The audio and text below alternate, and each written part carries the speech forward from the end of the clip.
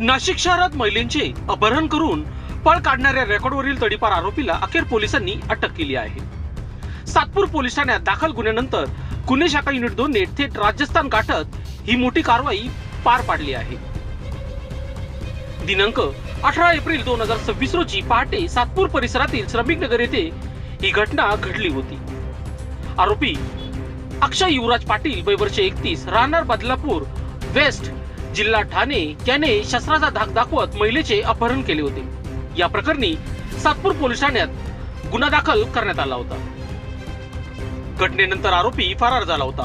पोलिसांनी CCTV footage व तांत्रिक माहितीच्या आधारे तपास सुरू ठेवला. तपासादरम्यान आरोपी राजस्थान मधील अजमेर येथे लपल्याची माहिती मिळताच वरिष्ठांच्या मार्गदर्शनाखाली विशेष पथक तात्काळ रवाना करण्यात आले.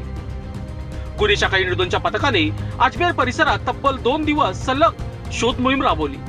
सुमारे 50 हॉटेल्स, लॉजेस आणि पार्किंग ठिकाणाची तपासणी करत अखेर आरोपीला शोधून काढण्यात आले.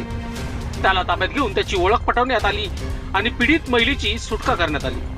त्यानंतर आरोपी व पीडितेला नाशिक येथे आणण्यात आले असून पुढील तपास सातपूर पोलीस करीत आहेत. सदरची कामगिरी पोलीस आयुक्त, उपायुक्त व वरिष्ठ अधिकाऱ्यांच्या मार्गदर्शनाखाली गुन्हे शाखा युनिट 2च्या पथकाने यशस्वीरित्या पार पडली. शहरात वाढत्या गुन्हेगारीला आळा घालण्यासाठी पोलिसांनी ही कारवाई महत्त्वाची मानली जात आहे.